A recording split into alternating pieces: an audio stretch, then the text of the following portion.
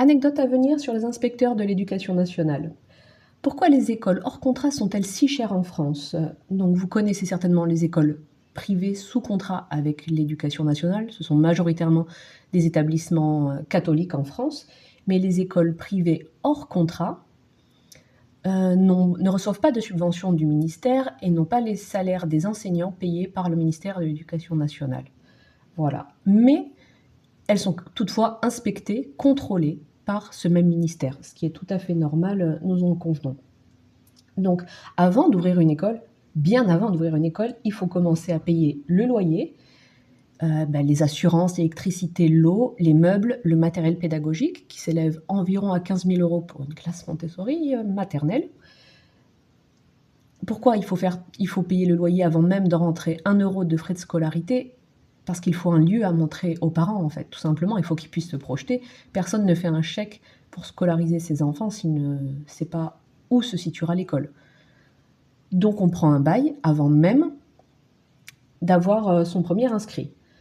Alors, quand vous ouvrez l'école, vous avez également une visite des pompiers afin d'attester que le lieu est apte à recevoir du public. Et là, il ne faut surtout pas qu'il y ait de bisbilles avec l'inspecteur de l'éducation nationale qui aurait une formation sécurité, par exemple, comme cela nous est arrivé.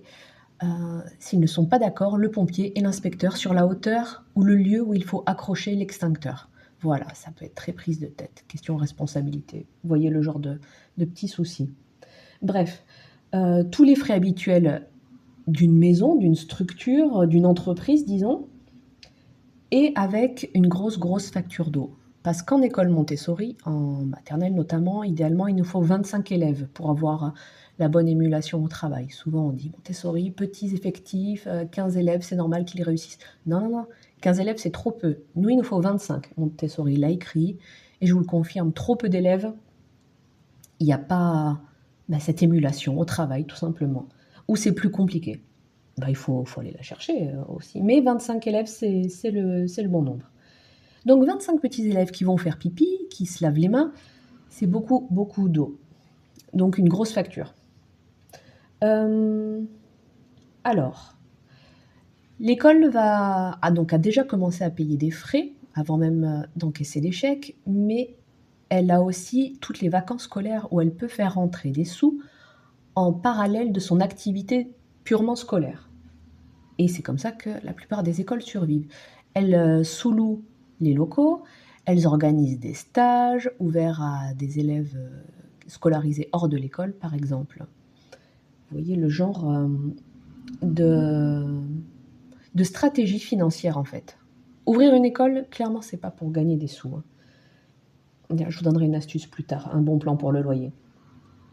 Alors, il y a aussi les kermesses qui sont ouvertes au public pour faire rentrer des sous. Ça, c'est partout pareil. Ici, ce n'est pas forcément pour les sorties des enfants, il peut en aller de la survie de la structure, hein. Donc tout ça s'ajoute à la charge mentale du directeur de l'école, en plus de son projet pédagogique, en fait. D'ailleurs, j'en profite. Contrairement à ce qu'on peut penser, on dit souvent l'école publique est gratuite en France. Non, on est d'accord, nous la payons tous indirectement via nos impôts. Savez-vous combien coûte un enfant scolarisé en maternelle? Donc, j'ai regardé sur Internet le site du ministère de l'Éducation nationale 2019 qui nous dit qu'un enfant scolarisé en maternelle coûte 7 110 € à la collectivité chaque année. Quand même, 7 110 €. Donc à côté, j'ai envie de dire qu'une école hors contrat, ma foi, n'est pas si chère. Bon, à part en région parisienne où forcément tout est un peu plus cher. Alors malheureusement, on en conviendra tous, on ne paiera pas moins d'impôts parce qu'on scolarise nos enfants en dehors du système ou parce qu'on fait instruction en famille. Bon, alors, ça c'est fait, ça c'est dit, on comprend mieux le pourquoi du comment. Comment font les familles pour toutefois y inscrire leurs enfants?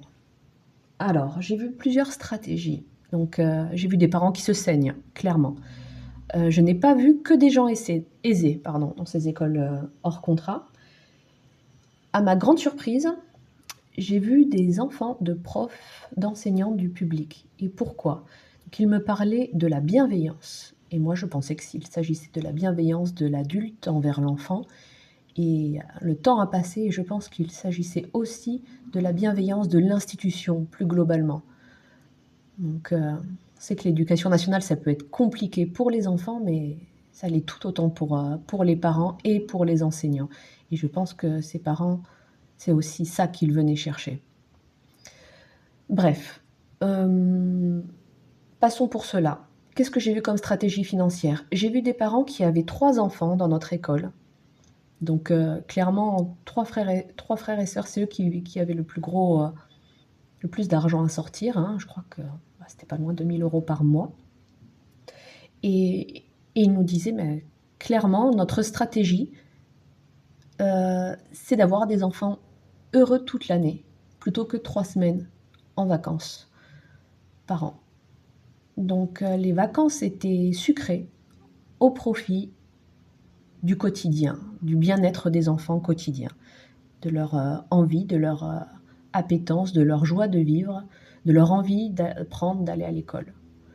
C'est vrai que j'y avais pas réfléchi comme ça avant, et puis le calcul est pas bête, ma foi.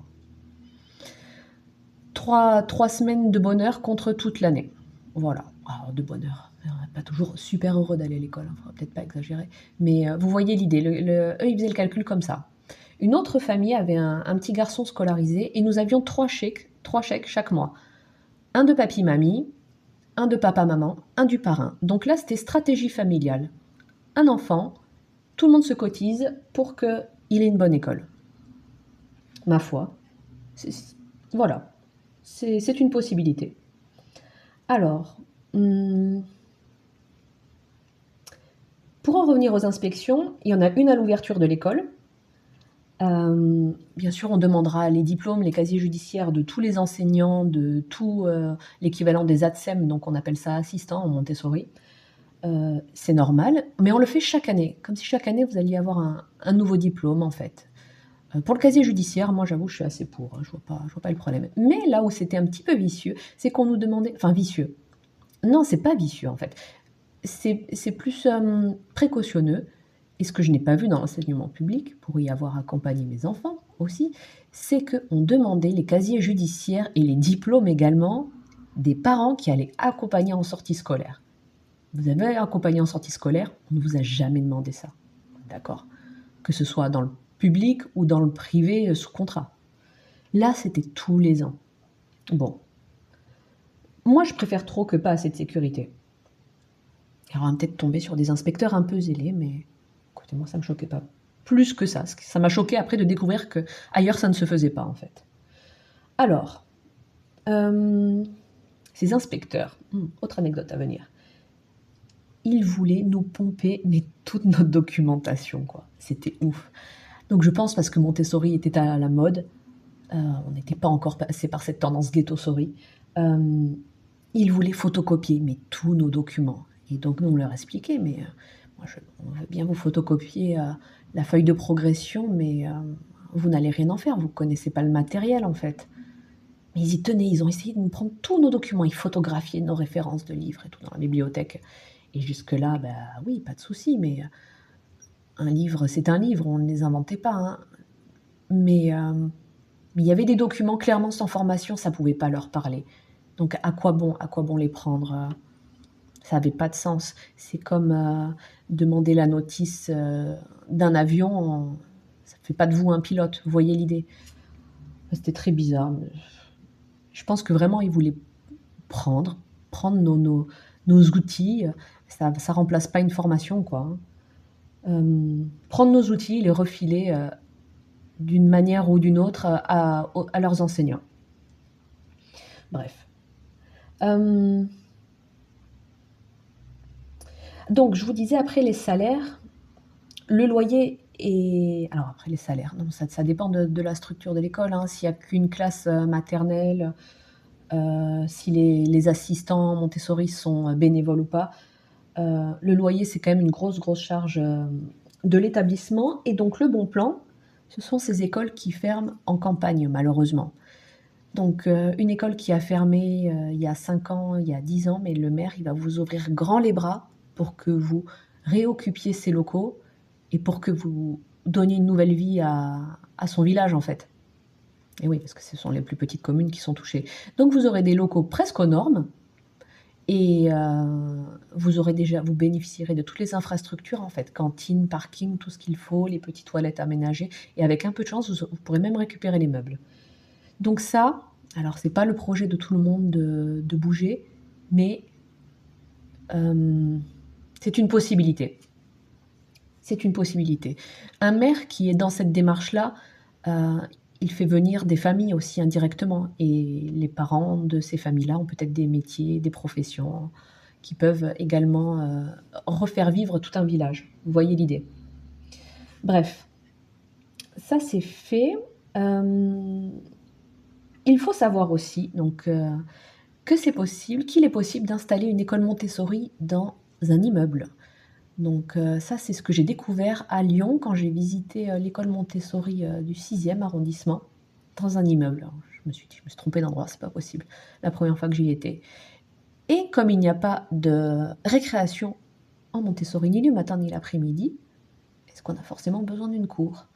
Alors c'est une pédagogie qui est quand même très tournée vers la nature, donc il faut, pouvoir accéder à de la nature facilement. Donc là, il y avait le parc de la Tête d'Or, pas loin de mémoire et il y avait, un parc de jeux en bas de l'immeuble, donc c'était quand même bien pratique et on pouvait donc y aller sur le temps scolaire, donc entre 8h et midi et entre 14 et 16h30, 17h. Donc tout est possible. Alors bien sûr, avec les inconvénients que cela comporte, hein, il faut s'accommoder du voisinage. Alors, je vous ai donc donné des pistes, des explications. Et je vous le répète, on ne crée pas une école pour s'enrichir. Et pour finir, ma suggestion lecture, la pédagogie Charlotte Mason, maybe, I don't know. Je la trouve assez proche de la pédagogie Montessori. Alors elle était très critique envers Montessori. Elle disait pédagogie pour les handicapés ne va pas convenir aux enfants lambda. Oui, Montessori était à l'origine une pédagogie à destination des enfants handicapés, mais en fait, il y a beaucoup d'aménagements qui conviennent aux gens porteurs de handicap et qu'on a dans nos vies de tous les jours. Les trottoirs, par exemple, sans marche, qui s'inclinent doucement. Bon, c'est pratique pour les gens en fauteuil roulant, les gens qui ont un déambulateur, une canne, mais aussi n'importe qui est en béquille, une poussette. Vous avez aussi les feux piétons qui ont une alerte sonore. Mon mari qui me fait coucou. Ouais, c'est pour ça qu'on filme pas dehors aujourd'hui, parce que monsieur fait le jardin.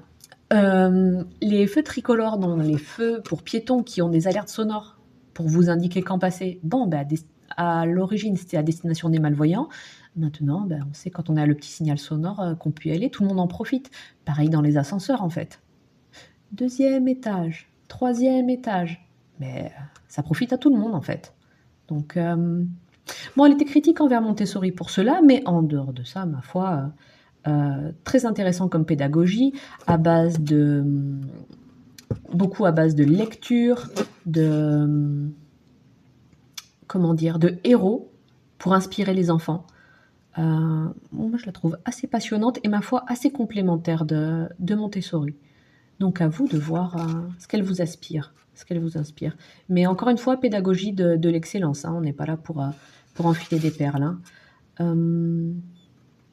Voilà. Bon, écoutez, je vous mettrai les références dans la description. Et là, c'est le numéro 2 que j'ai. Le numéro 1 est tout aussi riche. Voilà. À bientôt.